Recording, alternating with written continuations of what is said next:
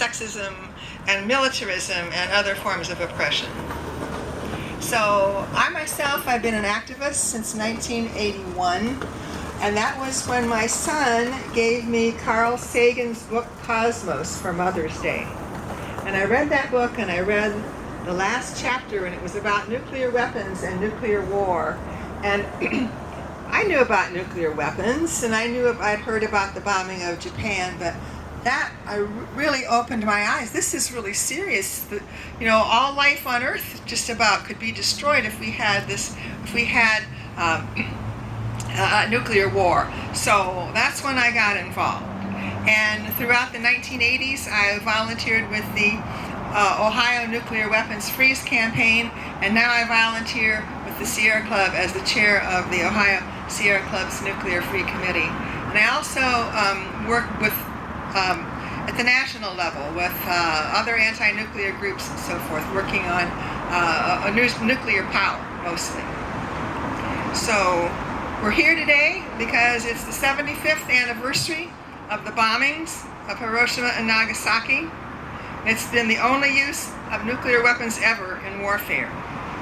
So I'm going to start, and I'm going to talk about something you might not expect, which is Pearl Harbor, and give you some background that is rarely talked about in the mainstream media. Because Japan was an ally of the United States during the First World War. And Japan does not have energy resources. They don't have much coal, oil, or gas. And so the United States supplied them with oil.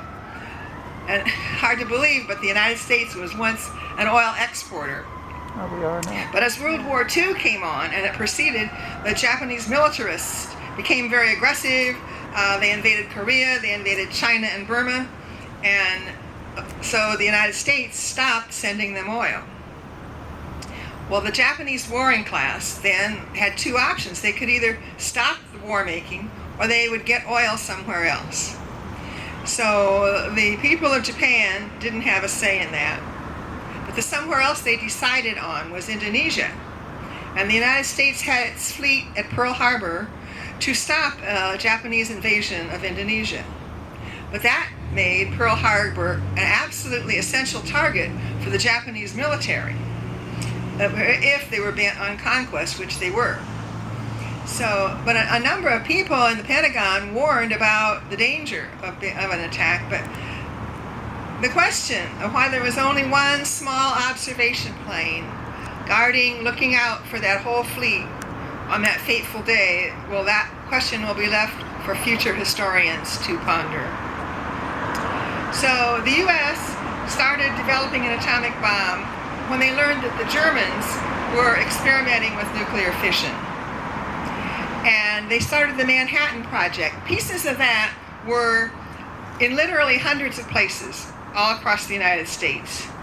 And they spread radioactivity, and they spent vast sums of money wherever they went. In fact, they spent $2 billion in 1940 dollars.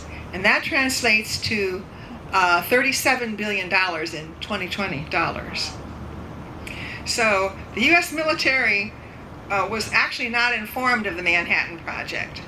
And only very few people in Congress knew about it. But by July 1945, 3 bombs had been built. So now the momentum and the inertia of this experiment was demanding that it continue and the bombs be dropped. And researchers wanted to validate their efforts, and they wanted to see the effects of their creation.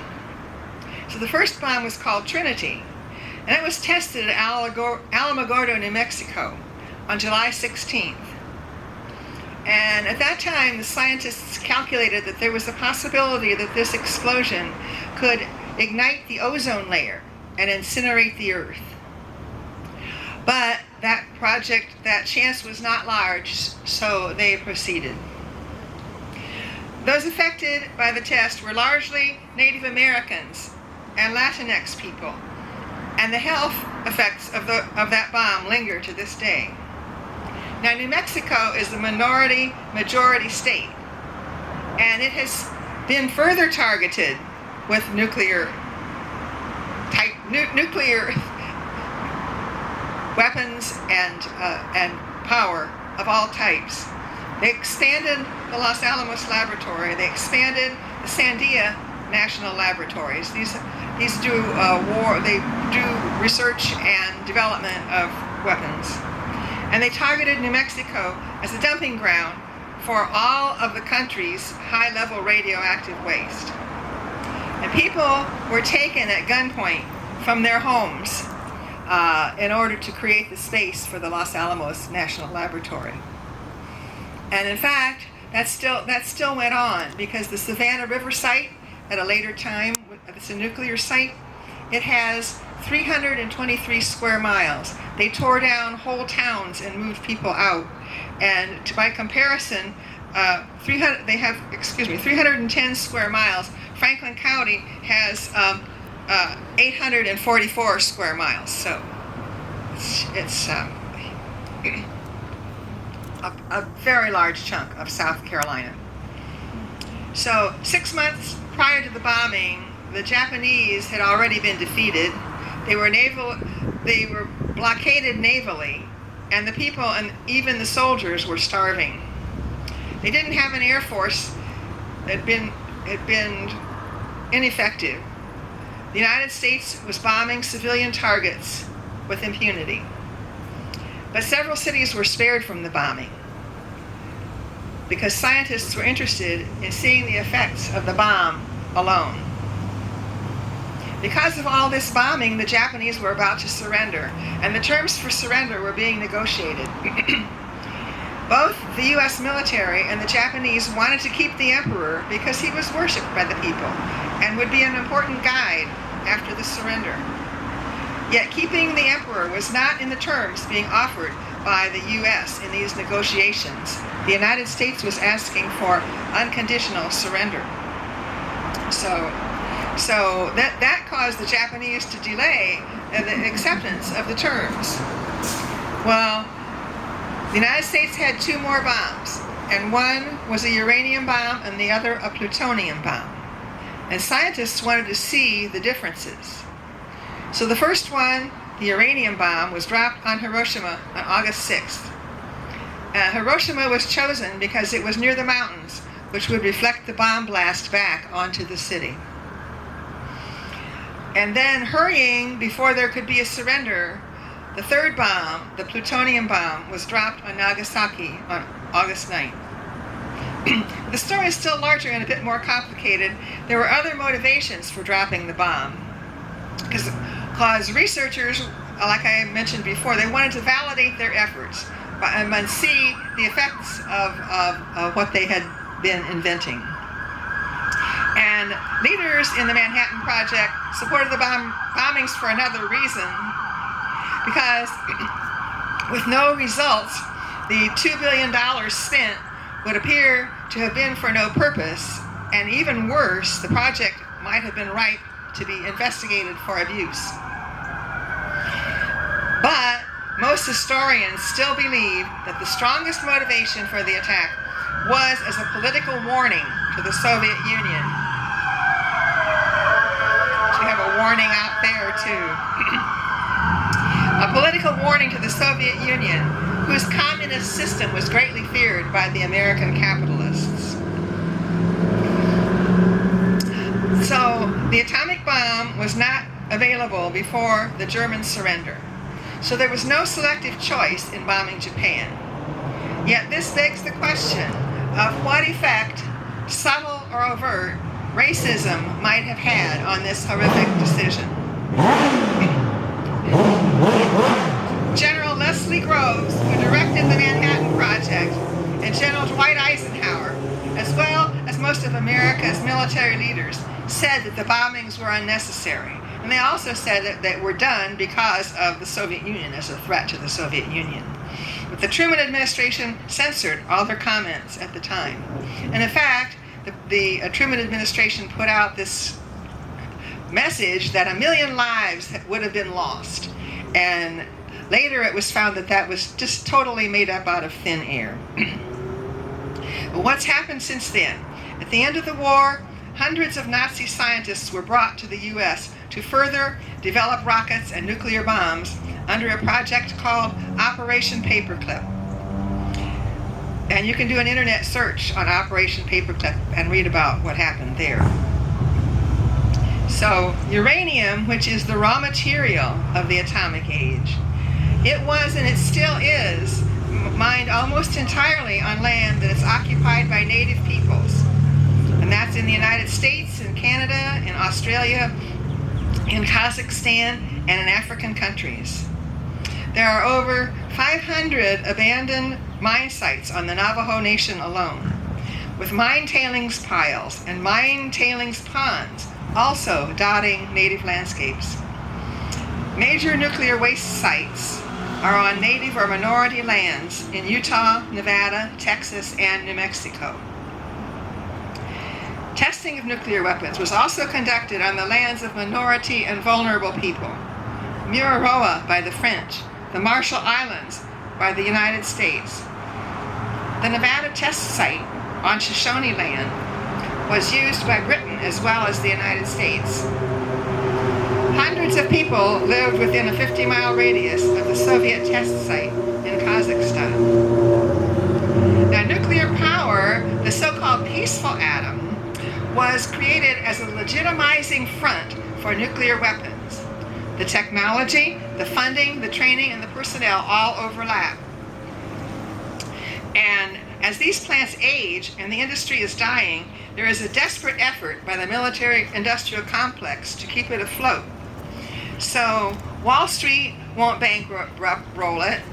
So everything that's nuclear, whether it's military, civilian, from now on is going to be almost entirely funded out of our pocketbooks. So the nuclear charity includes bailing out these aging embrittled, which means that the metal and cement is affected greatly by the radioactivity that's hitting it, and it weakens it. So the power plants, they're embrittled, the metal is, of the reactor vessels. And some of them have been given life extensions of 40 years, when the original engineered lifespan was only 40 years. So they've doubled the time that they could be, they can operate. The Nuclear Regulatory Commission, which gives these extensions, it's like many other government agencies. It's been taken over by the industry that it's supposed to regulate. So in the case of the nuclear industry, especially, the lack of regulatory control is flirting with catastrophe. Utilities don't want to spend money for maintenance, and the Nuclear Regulatory Commission is handing out exemptions and postponements of critical upgrades and repairs, and it's handing them out like candy. So in the news now, I'm sure you've all heard of the bribery and racketeering scandal surrounding House Speaker Larry Household's arrest, and House Bill 6, which got bailed out for $1.2 billion to keep the two nuclear power plants on Lake Erie, which are Davis, Bessie, and Perry, to keep them operating when they say that they aren't profitable. Well, First Energy, as a number of legislators have mentioned, is not a good manager. They got $9 billion when electricity was deregulated back in 2000. And they still are claiming bankruptcy 20 years later. So, and also, contrary to what we call the big nuclear lie, nuclear has a large carbon footprint all along its fuel chain, from uranium mining, milling, refining, and enrichment. And who's counting the amount of carbon that's going to be needed to keep the waste isolated for millennia? So our task now, to oppose nuclear weapons and nuclear power. We all know that solar and wind are cheaper, and they create far more jobs, and they come online right away. And so I encourage everybody, contact your legislators, especially contact the governor. And I want to mention that on the table back there, we have some literature and this pie chart. Where's my pie chart? There's the pie chart.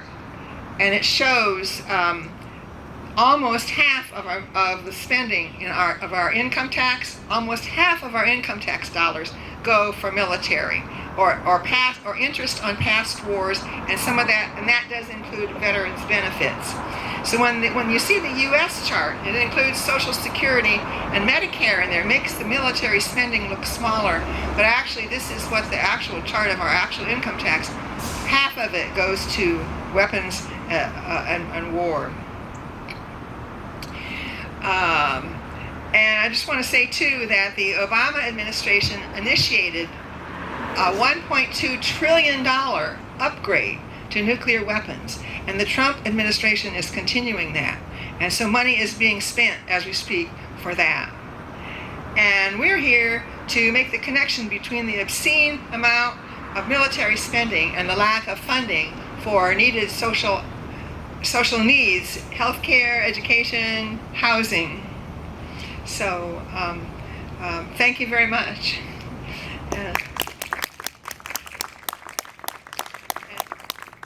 And also, I want to thank Paul Becker, who's taking photographs, and I want to thank Train DePriest, who is live streaming this event, and it will be recorded that you can watch it later on also. So anyway, now it is my great pleasure to introduce Yoshi Furuhashi.